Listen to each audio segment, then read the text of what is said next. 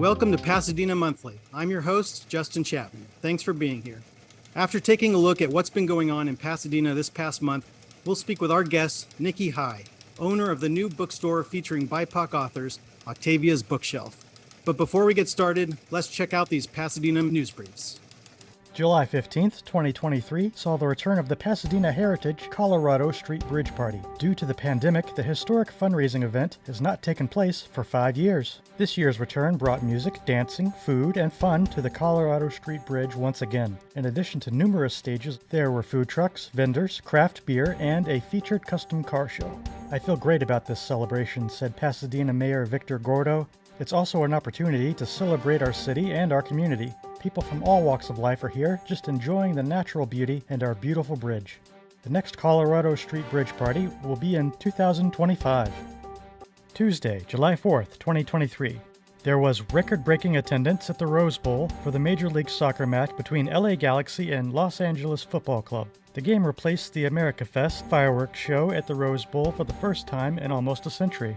82,110 fans attended the game, a Major League Soccer attendance record. The sold-out event was a rematch that had been rescheduled from February 25th due to weather conditions. This year's absence of the traditional America Fest fireworks show at the Rose Bowl comes after years of financial decline made worse by the pandemic and debt, in addition to diminished attendance, resulting in financial loss of roughly $500,000. In contrast, Tuesday's success is expected to bring hundreds of thousands of dollars and is part of the stadium's expanded strategy to diversify future events.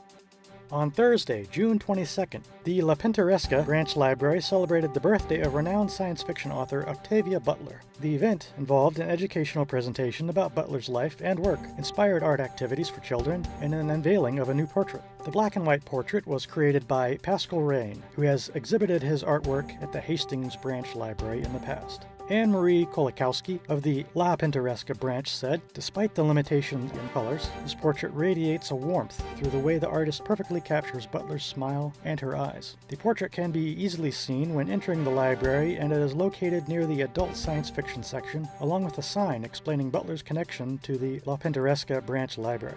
She used to walk here often after school when she was attending Washington Junior High School, which was recently renamed for her." On a personal note, last month I won 2 first-place journalism awards from the LA Press Club, a third-place award, and 2 finalist positions that were related to this show. So thank you for watching, and thanks for your support. Let's turn next to our lightning round of news updates. 1. The Pasadena Unified School District Board of Education unanimously appointed Dr. Elizabeth Blanco as interim superintendent. She has been PUSD's deputy superintendent since 2022 and has served at the district for 9 years. She succeeds Dr. Brian McDonald, who left the district at the end of June after 9 years as superintendent, one of the longest serving the district has ever had. The board will continue to look for a permanent appointment. 2, the City Council has extended the contract of Pasadena's independent police auditor, Dr. Richard Rosenthal, for another year. The auditor advises the Community Police Oversight Commission, reviews use of force incidents by Pasadena police officers, reviews investigations of personnel complaints of bias-based policing, and recommends changes to the department's policies, procedures, and training. Rosenthal recently issued his first report with 10 recommendations on improving use of force investigations and continues to work on an assessment of internal affairs cases and the handling of community complaints. The Oversight Commission unanimously endorsed Rosenthal's contract extension and said he has been collaborative and beyond helpful. Commissioners also elected Esprit Lauren Jones as the commission's new chair and re-elected Juliana Serrano as vice chair. 3, this month, City Council endorsed recommendations from the Pasadena Public Health Department to increase public outreach services about coyotes, improve local coyote reporting systems, convene a panel of coyote experts to improve our collective understanding of effective approaches, hire a consultant to conduct a field study where community concerns are heightened, support residents to strengthen their properties against coyote intrusion, and collaborate with neighboring cities and the San Gabriel Valley Council of Governments Coyote Task Force to address coyote concerns. In doing so, council rejected some residents' calls for the city to follow Torrance's lead in adopting lethal trapping methods to reduce the coyote population, because staff reported that available studies show such methods are ineffective in that they lead to rapid reproduction of coyotes, known as the rebound effect. Under state law, trapped coyotes cannot be relocated and must be either released where trapped or euthanized. However, Pasadena can trap and kill a coyote if there is a confirmed unprovoked attack on a human. Staff will implement the newly approved non-lethal measures and report back to Public Safety Committee in 6 months. All coyote sightings should be reported by calling 626-744-7311. The Pasadena Humane Society will continue to respond to attacks and aggressive, habituated coyote behavior and can be reached at 626-792-7151. 4, the LA County Board of Supervisors threw their support behind Congresswoman Judy Chu's bill calling on President Joe Biden to add 109,000 acres of public lands to the San Gabriel Mountains National Monument by using a proclamation under the Antiquities Act of 1906. The existing national monument was established by former President Barack Obama in 2014 and contains more than 345,000 acres. Rep. Chu's bill, the San Gabriel Mountains Protection Act, would expand the national monument to the west, designate 31,000 acres as new or expanded protected wilderness, and add more than 45 miles of protected rivers to the National Wild and Scenic River System. 5, Pasadena Water and Power expanded its energy portfolio after City Council agreed to purchase geothermal energy from Calpine Corporation's Geysers Power Company in Lake County, California, beginning on January 1st, 2027. The 15-year, 25-megawatt, $312 million deal, combined with an earlier geothermal deal, means geothermal power may provide 25% of the city's retail energy needs, which, considering Pasadena currently sources over half of its energy needs from fossil fuel sources, would be a big step towards accomplishing the city's commitment to use 100% carbon-free electricity by 2030. Pasadena Water and Power is currently updating its Power Integrated Resource Plan to meet those goals.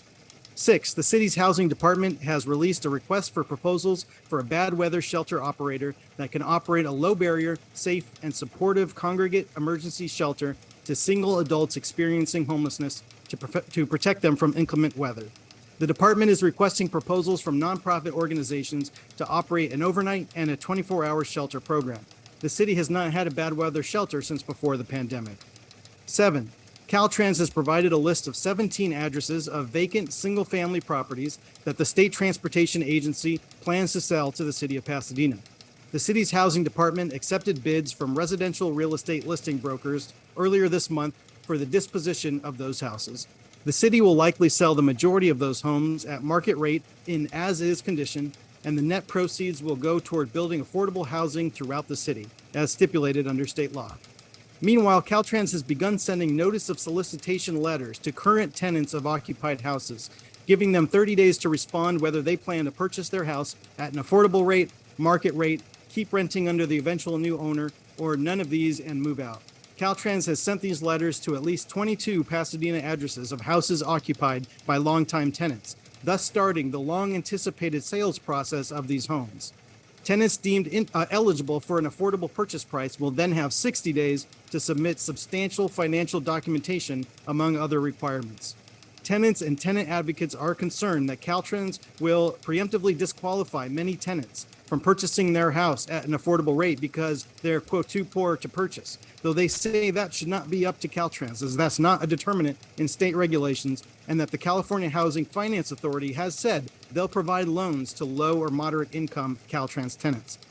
8, the city recently declared the shuttered St. Luke's Hospital a public nuisance and called for the owner to clean up the historic property, which has fallen into disrepair and become a target for vandalism, graffiti, and break-ins, resulting in nearly 100 police service calls over the past year. The owner has now begun cleaning up the property and rectifying the issues that resulted in citations from the city. The hospital was built in 1933 and closed in 2002. 9, Pasadena City College has closed its satellite campus in Rosemead, which it's used since 2013. The owner of the property, the El Monte Union High School District, decided not to renew PCC's lease following months of negotiations. The district originally planned to expand its adult education program on the property, but a new school board majority in January reconsidered the renewal of PCC's lease, which was set to expire. The change led to political infighting, as one of the board members who was in favor of extending PCC's lease teaches at PCC, and so parents accused her of a conflict of interest, launched a recall campaign, and filed a complaint with the Fair Political Practices Commission. She abstained from the lease renewal vote, which resulted in a tie, and thus the lease was not renewed. The college is now actively looking for a new location for its satellite Rosemead campus. And 10, Pasadena will submit a grant application for the Recreational Trails Program for $500,000 for the planning and construction of the One Arroyo Critical Linkages Project. The project seeks to restore, enhance, and connect the 22 miles of trail along the Arroyo Seco, where significant deterioration has caused the trail to become non-contiguous, difficult to navigate, and in some areas, inaccessible and unsafe. Let's patch in our guest, Nikki High. Thank you so much for coming on the show. Thank you for having me. It's a pleasure. Earlier this year, Nikki opened Octavia's Bookshelf, a bookstore dedicated to BIPOC authors, after leaving her communications job at Trader Joe's. So, Nikki, can you start by telling us what led you to establish Octavia's Bookshelf? It must have been both a scary but also exciting decision to leave your job, a steady paycheck and job security, and then start a new business and follow that dream. Yeah, I mean, I've always been an avid reader, and I feel really safe and happy around books. And during the lockdown, I think we were all just trying to figure out what's next. My default has always been really happy, and I wondered if I can be happier. And instantly I thought of, I think every reader's dream at some point is to have my own bookstore. And I just, started to think about time differently, and understanding that there is no quote unquote right time. And so I just took a leap of faith, really. Mm-hmm. And I'm sure there's been unexpected challenges along the way, which we can get into. Yes. Can you give us a rundown on the mission of Octavia's Bookshelf? Yeah, it's really just to promote literacy and instill a passion for reading for young people. It's to highlight, promote, celebrate, inspire readers to maybe choose books that they hadn't, or authors that they hadn't considered before. I want to celebrate the storytelling of BIPOC writers. I sometimes feel as though trauma books are really sort of books that people tend to read about as it relates to at least the Black experience. And those books are really important, but we also have stories that are funny and inspiring and,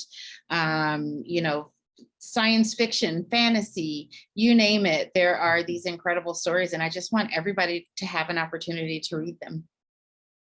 And so speaking of the challenges, we've seen a string of hate crimes recently right here in Pasadena, such as the pride flag being burned at Pasadena Buddhist Temple, and the threats directed at All Saints, and a Black-owned boxing gym robbed twice. Yeah. Tell us about the disturbing incidents that have happened at Octavia's Bookshelf recently, and do you think those incidents at Octavia's Bookshelf were connected, and what has the community response been?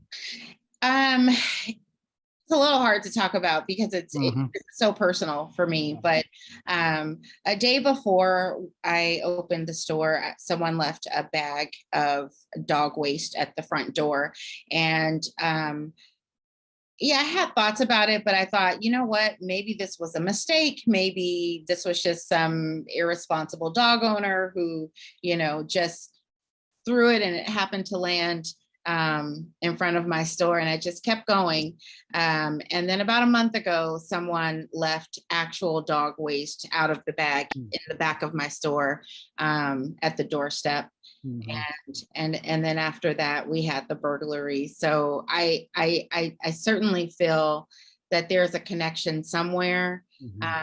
I made the mistake prior to opening of looking onto some Facebook pages about articles, about the store, and saw a lot of comments that were pretty upsetting. And so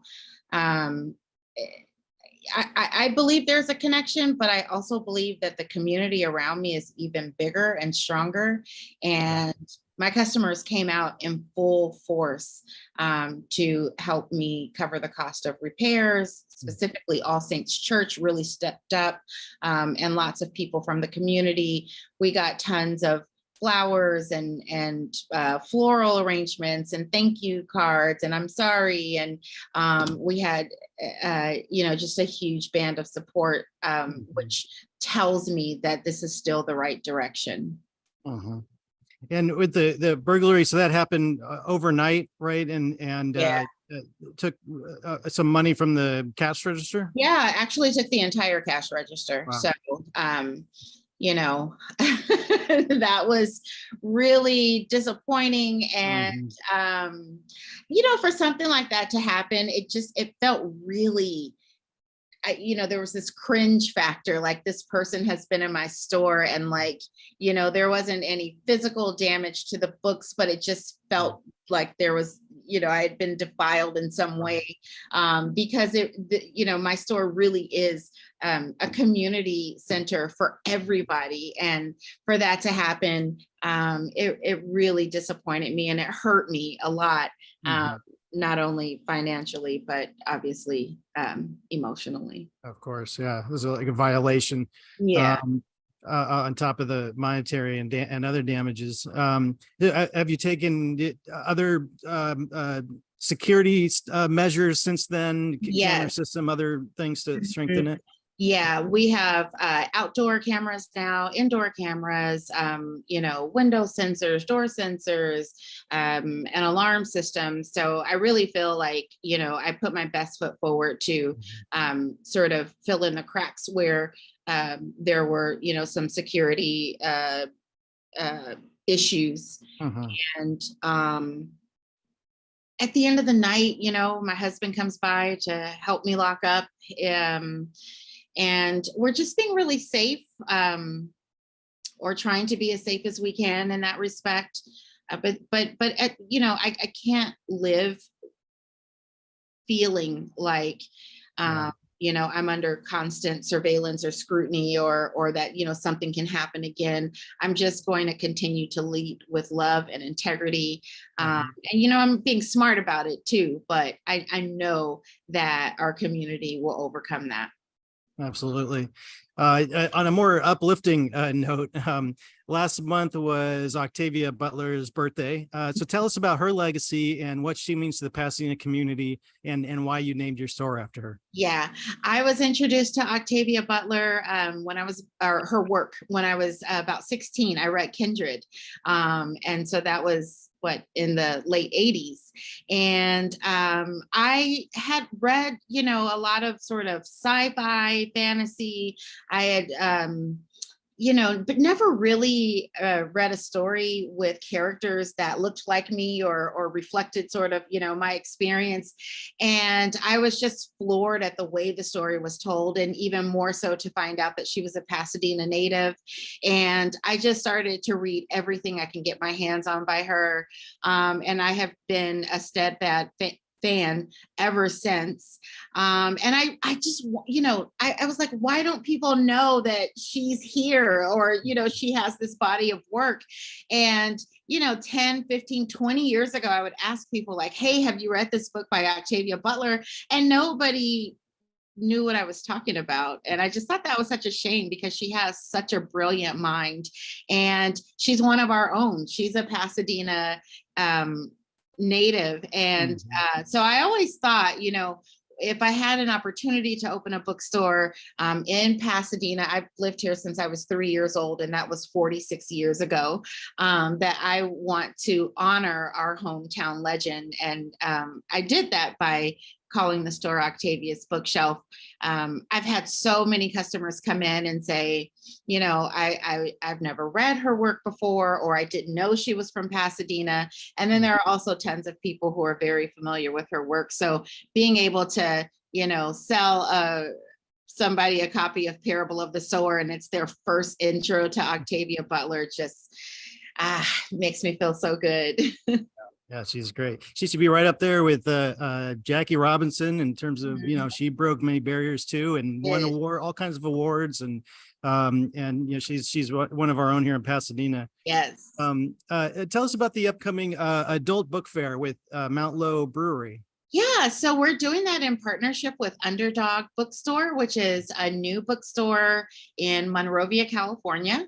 And in partnership with them, we are going to do an adult book fair. We started talking about, book nerds. We're always talking about scholastic book fairs and how awesome it was when you were a kid and you got to go to the book fair. It was like the highlight of the year for me. Yeah. And then we thought, what if we did an adult book fair? Like the only thing that would make it more amazing is, to be able to have a beer with your books.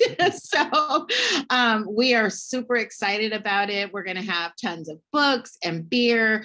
We're going to have drinks named for some of our favorite books. And for me, it would be an Octavia Butler inspired cocktail. And we'll have lots of book related items geared towards adult. And we just want to bring back that nostalgia.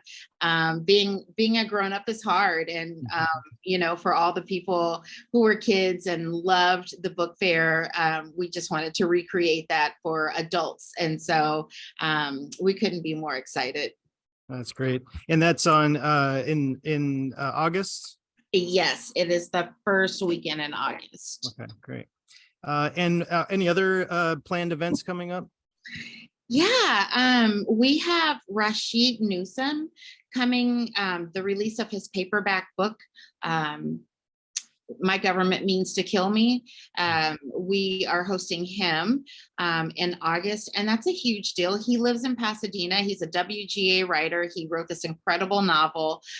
He's going to be in conversation with Tracy, who has a podcast called The Stacks, and it's a book club, or it's a podcast about books and authors. And so she'll be moderating the conversation. We're also looking forward to this next Saturday. We have a children's author coming in. She's a Pasadena local herself. Her name is Brianna Lynn, and she wrote a beautiful children's book called Dahlia's Dusk. And so she'll be at my store on the 29th of this month. There's going to be activities and little treats, and she's going to read her book. We have the adult book fair coming up. We have Jada Pinkett Smith coming to do a photo op and for her new memoir coming out in November. So we have a jam-packed calendar full of amazing events. That's great. Yeah, it seems like there's a lot of potential for partnerships and local author events and ways to expand it. Which how we're thinking with the Pasadena Central Library undergoing renovations. How does it become more than just a book depository? How does it become a community center? Yeah. And a learning space? And it sounds like you're thinking through those same issues. I am, and I'm in partnership with La Pintoresca Library, which is a library that Octavia Butler would walk to after school when she left Washington Middle School, which is now Octavia E. Butler Magnet School. She'd walk over to La Pintoresca. So we have a sci-fi book club going. Our first meeting was last month at my bookstore. This next book club meeting will be at La Pintoresca. The third one will be at the Huntington Library. So we're trying to do a lot of book related community-based activities just around Pasadena. That's great. And finally, how can the Pasadena community help support Octavia's bookshelf? Thank you so much for asking. I just, the next time you want a book and, before you hit buy now on Amazon, just think, I can run over to Octavia's bookshelf. If we don't have a book, we can always special order it. Think about us when you're looking to gift presents. We have amazing booksellers who do incredible personalized recommendations. So I would just say to continue to spread the word, please, come into the shop and just be in community with us and tell all your friends and family. And we're just going to make this whole concept an amazing place for Pasadenians and everybody else in the community. And let's give folks the address and website as well. Yes. So you can find us online at www.octaviasbookshelf.com. We're on Instagram at Octavias_bookshelf, and we're located at 1361 North Hill Avenue in Pasadena, just north of Washington. And we're open 7 days a week from 10 a.m. to 7 p.m. Awesome. I encourage everybody to go check it out. It's a really special place. So thank you so much, Nikki, for coming on the show. I really appreciate you taking the time to speak with us about this important work that you're doing. It's really inspiring what you did. And I'm so glad the community is stepping up and supporting you through some of these unfortunate challenges, but also, joining in and help building these positive community building aspects of it as well. Yes. I'm so grateful. Thank you so much. All right. Take care. Thank you. Before we go, here is this month in Pasadena history. It was this month in 2003 when the Gold Line light rail first opened from Sierra Madre Boulevard to Union Station. The name later changed to the L Line, and now that the regional connector has opened, it is known as the A Line and goes from Azusa all the way to Long Beach, which was the original idea decades ago. And it was originally going to be called the Blue Line.